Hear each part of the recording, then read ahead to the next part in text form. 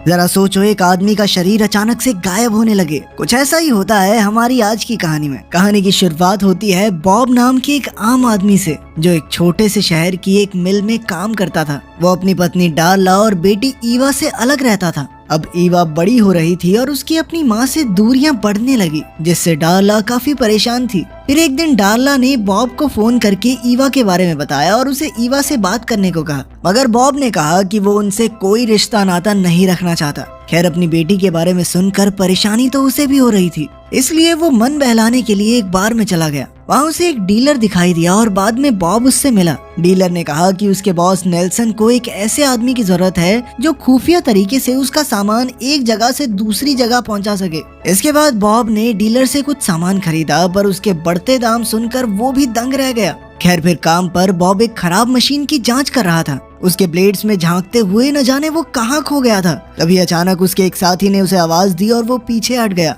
बाद में बॉब ने अपने बॉस से कहा कि उसे कुछ दिनों की छुट्टी चाहिए और वो अपना सामान बांधकर निकल पड़ा। लेकिन रात होने पर अचानक उसे काफी कमजोरी महसूस होने लगी और उसकी गाड़ी सड़क से हटकर पोल से जा टकराई। जैसे तैसे बॉब की जान बची और बॉब ने नेल्सन को फोन करके खबर दी। फिर वो पास के कैफे में गया और सीधा वॉशरूम में पहुंचा। उसने फटाफट अपने हाथों से खून साफ किया और फिर अपने पेट का जख्म देखा। तब हम देखते हैं कि उसके पेट की स्किन तो गायब हो रही थी। फिर बॉब ने अपनी मरहम पट्टी की और जल्द ही नेल्सन वहां आ गया। बॉब के पास गाड़ी ठीक करवाने के पैसे नहीं थे, इसलिए नेल्सन ने कहा कि अगर वो उसका सामान पहुंचाने का काम करेगा तो नेल्सन उसकी गाड़ी ठीक करवा देगा। आखिरकार बॉब मान गया और नेल्सन उसे अपने साथ घर ले आया। फिर नेल्सन ने पास के एक जंगल में जाकर एक भालू को गोली से मार डाला और फिर उसका सर एक डब्बे में रख दिया। फिर अगले दिन उसने ये डब्बा बॉब को दिया। असल में इस डब्बे में भालू के अंग थे जिनकी कालाबाजारी की जा रही थी। बॉब ने देखा कि उसकी गाड़ी ठीक हो गई थी और वो तुरंत ही काम पर निकल गया।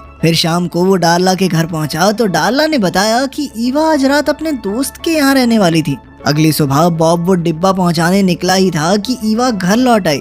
ईवा ने उस पर काफी गुस्सा होते हुए कहा कि इतना समय गायब रहने के बाद अब वो लौट कर क्यों आया है। खैर, ईवा के जाने के बाद बॉब डिब्बा पहुंचाने एक आदमी की दुकान पर पहुंचा। उस आदमी ने बॉब को सलाह दी कि नेल्सन के साथ काम करना खतरे से खाली नहीं है, पर बॉब ने चुपचाप उसे डिब्बा दे दिया। फिर उस आदमी को एहसास हुआ कि बॉब की तबीयत ठीक नहीं है, इसीलिए उसने बॉब को एक खास चाइनीज दवाई का डिब्बा दिया। बाद में बॉब घर लौटा तो ईवा ने उसकी बिगड़ती तबीयत के बारे में पूछा, पर बॉब ने झूठ कह दिया कि उसे काम पर चोट लग गई थी। फिर ईवा ने उससे अपने दादा की जानलेवा बीमारी के बारे में पूछा, जिस पर बॉब ने जवाब ना देते हुए बात घुमा दी। खैर, थोड़ी देर बाद ईवा अपने दोस्तों से मिलने चली गई, मगर रास्ते में वो एक चाइनीज दुकान पर रुकी। ईवा को भी शायद कोई बीमारी थी जिसके बारे में वो दुनिया को नहीं बताना चाहती थी। जहाँ मौजूद एक औरत ने उसे कुछ दवाइयाँ दिखाई और पास के कमरे में बैठे डॉक्टर से मिलने को कहा, लेकिन ईवा किसी डॉक्टर से मिलने के लिए नहीं मानी और बस एक चाय का डिब्बा लेकर वहाँ से आ गई। बाद में ईवा अपने दोस्तों से मिली तो उन्होंने एक सुनसान पड़े मेंटल हॉस्पिटल में घूमकर आने का फैसला किया।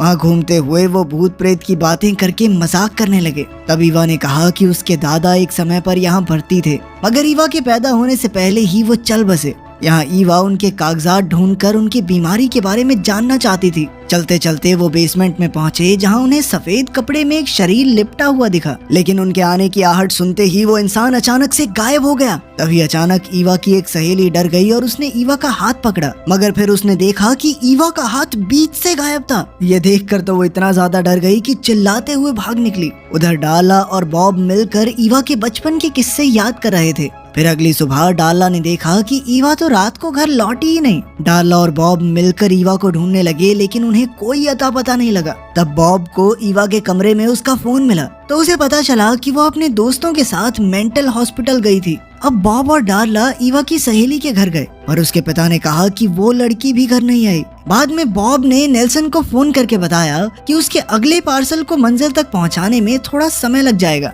कुछ देर बाद बॉब को ईवा के बाकी दोस्त दिखाई दिए तो उसने जाकर ईवा के बारे में पूछा, मगर उन्होंने सीधे मुंह जवाब नहीं दिया तो बॉब को गुस्सा आ गया और वो हाथापाई पर उतर आया। तब उस लड़के ने बताया कि ईवा उनके साथ मेंटल हॉस्पिटल गई तो थी, मगर वहाँ से वो सभी डर के भाग गए थे और तब से ईवा कहाँ गायब है किसी को नहीं पता।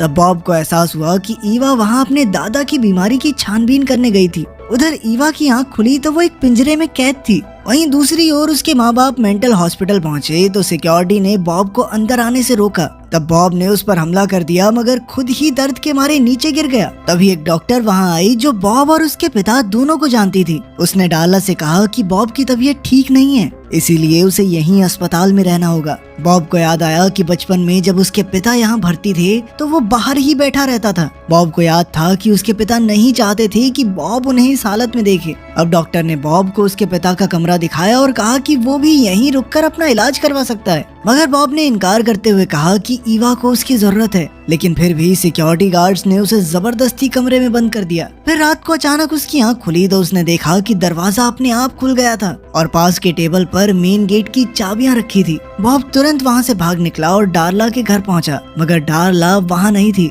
तभी नेल्सन ने उसे फोन करके धमकाना शुरू कर दिया कि अगर उसने समय पर पार्सल नहीं पहुंचाया तो उसका परिवार अपनी जान से हाथ धो बैठेगा। इससे बॉब और परेशान हो गया और ईवा की सहेली के घर पहुंचा। वो लड़की अब घर वापस आ गई थी। उसने बॉब को बताया कि वो ईवा का सच जान चुकी है क्योंकि उसने ईवा का गायब हाथ देख लिया था। फिर उसने बॉब को ईवा का एक बैग लौटाया और बॉब को उसमें चाइनीज चाय का एक डिब्बा मिला। उसे याद आया कि ये वैसा ही डब्बा है जैसा उस दुकानदार ने उसे दिया था। अब बॉब सीधा उस दुकानदार के पास पहुंचा और उससे अपनी लापता पत्नी और बेटी के बारे में पूछा। उस आदमी ने कहा कि हालांकि वो गैर कानूनी धंधे करता है लेकिन वो भी एक पिता और एक पति है, वो कभी किसी इंसान को अगवा नहीं कर सकता। फिर उसने बॉब को उस चाइनीज दुकान के बारे में बताया। वहीं हम देखते हैं कि कुछ अनजान लोग ईवा की जांच कर रहे थे। वो उसके जख्मों को कुरेद रहे थे जिससे ईवा को भयानक दर्द हो रहा था। कुछ ही समय में बॉब उस चाइनीज दुकान पर पहुंचा और वहां मौजूद औरत से अपनी लापता बेटी के बारे में पूछा। वो औरत थोड़ी घबरा गई लेकिन उसने बॉब को सच नहीं बताया।